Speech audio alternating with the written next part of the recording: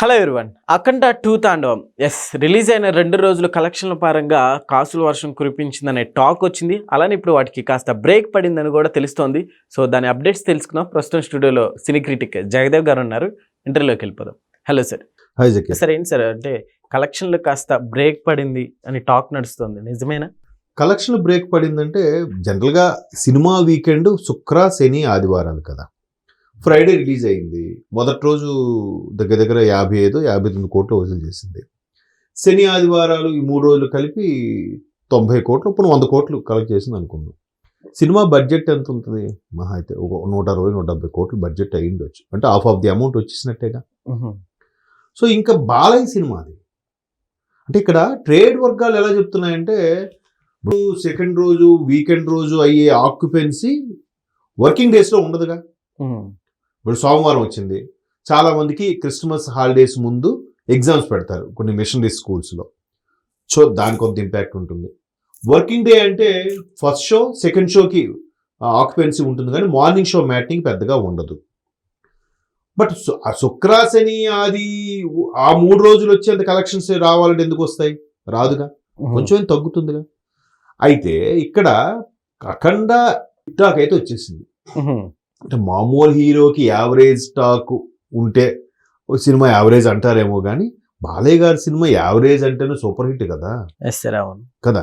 So average అని talk వచ్చినా అక్కడ కొన్ని పూనకాలు తెప్పించే సన్నివేశాలు కానీ, అక్కడ హీరో ఎలివేషన్స్ కానీ భయంకరంగా ఉన్నాయి. మరోవైపు నార్త్లో కూడా అంత స్థాయిలో ఆకట్టుకోలేకపోతుంది అని అంటున్నారు. రాంగ్ అది. ఆకట్టుకుంటూ అంటే కలెక్షన్స్ పరంగా రాకపోవచ్చు, కానీ ఆకట్టుకుంటూ మాత్రం వాస్తవం. ఎందుకంటే వాళ్ళు హిందీ డైలాగ్స్ని, ఆ తర్వాత హిందీలో బాలయ్య బాబు చెప్పే వెర్షన్ డైలాగ్స్ని ట్రోల్స్ చేస్తూ సోషల్ మీడియాలో షేర్ చేసుకుంటున్నారు. మేబీ అది కామెడీ కావచ్చు, వెటకారం కావచ్చు, ఏదైతే పబ్లిక్లోకి సినిమా అంత స్థాయిలో వెళ్ళిపోతే ట్రోల్స్ జరుగుతాయా? వాళ్ళు ఇద్దరు అమ్మాయిలు అయితే, నేను ఆ సినిమా రన్నింగ్లో ఉంటుండగా బాలయ్య బాబు డ్యాన్స్ చేసిన డయాస్ మీదకి ఎక్కి డ్యాన్స్ చేస్తున్నారు, సినిమా స్క్రీన్ మీదకి అక్కడికి ఎక్కి ఆ స్టేజ్ మీదకి వెళ్ళి. సో ఆ స్థాయిలో ఎప్పుడు వస్తుంది జనాలకి? అరే మళ్ళీ మళ్ళీ చూడాలనిపిస్తేనే ఆడ వెళ్ళి సేమ్ స్టెప్స్ వేస్తారు.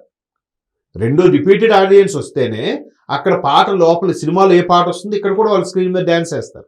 లేకపోతే ఎందుకు వేస్తారు? వేయరుగా. సో వాళ్ళు రిపీటెడ్ ఆడియన్స్. సో ఈ నేపథ్యంలో ఆల్రెడీ 100 కోట్లు 90 కోట్లు వచ్చేసింది కాబట్టి, ఒకవేళ ఇంకా నెక్స్ట్ ప్రొడ్యూసర్కి చాలా కష్టం. మొన్న సోమవారం జస్ట్ 6 కోట్లు ఎంత కలెక్ట్ చేసిందంట ఓవరాల్గా. 6 కోట్లు అంటే చిన్న విషయమా? అంటే ఈ కంపారిజన్లో వన్ డే కలెక్షన్స్ 150 కోట్లు, ఇప్పటివరకు లియో హైయెస్ట్, లేదంటే అదే దురంధర్ ఏదో వచ్చింది కొత్తగా, అది హైయెస్ట్ అంటున్నారు. ఇంకోటి ఆ దురంధర్ ఏదైతే ఉందో అది కూడా కొంత ఇంపాక్ట్ పడింది. చాలా మంచి టాక్ వచ్చిందని. అంటే పాకిస్తాన్కి సంబంధించిన ఎట్లాగా ఇబ్బంది పడి ఆ స్లీపర్ సెల్స్ లాగా ఎవరైతే ఇన్వెస్టిగేషన్ ఆఫీసర్స్ చేస్తారో దానికి సంబంధించిన కాన్సెప్ట్ గా చాలా అద్భుతంగా టాక్ వస్తుంది. ఏది మన కాశ్మీరీ ఫైల్స్ లాగా.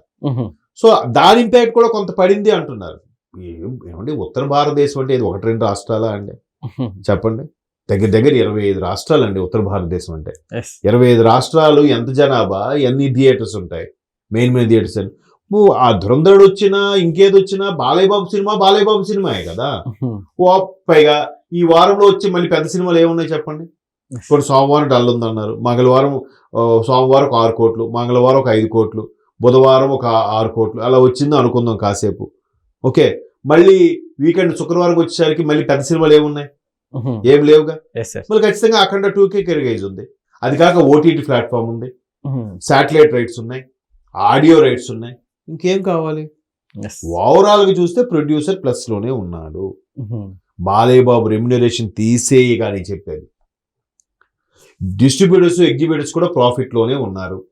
ఇంకేం కావాలి? కాకపోతే సగం డేంజర్ బెల్స్ ఎట్లా ఇప్పుడు కంపారిజన్ కూడా ఎలా ఉంటుంది అంటే, ఒకసారి ఒక పెద్ద కంపెనీ త్రైమాసిక రిజల్ట్స్ అని ప్రకటిస్తుంది. అంటే క్వార్టర్లీ తెలుగులో త్రైమాసిక అని అంటారు. ఆ క్వార్టర్లీ రిజల్ట్స్ ఎలా అంట, మొదటి క్వార్టర్కి 42 కోట్లు ప్రాఫిట్ వచ్చింది, రెండో క్వార్టర్కి కేవలం 22 కోట్ల ప్రాఫిట్ వచ్చింది. అంటే మొదటి క్వార్టర్లో కన్నా రెండో క్వార్టర్లో ప్రాఫిట్ తగ్గింది. కానీ ఆ కంపెనీ ఏం చెప్తాడు తెలుసా?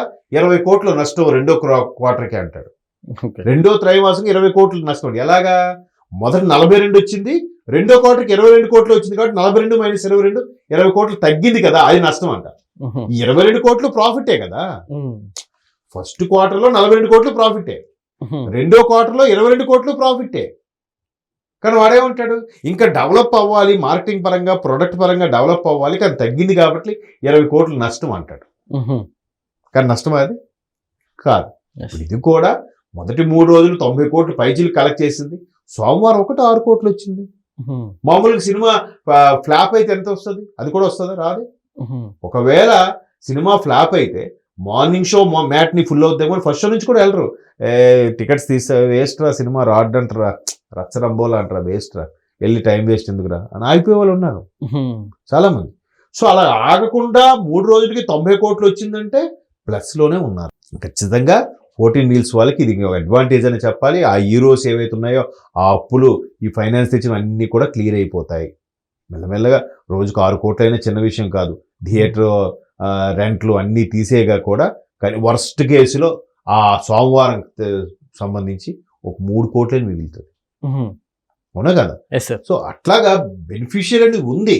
కాకపోతే ముందు వచ్చిన అంత కలెక్షన్స్ రావట్లేదు కాబట్టే తగ్గింది భూము. అక్కడ దురంధర్ ఎఫెక్ట్ పడింది.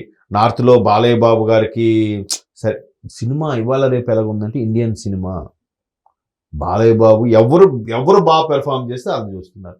కాంతార చాప్టర్ 1 వచ్చింది, రిషబ్ శెట్టిది. ముంబైలో నీరాజనాలు పెట్టారు, మీరు చూసారా?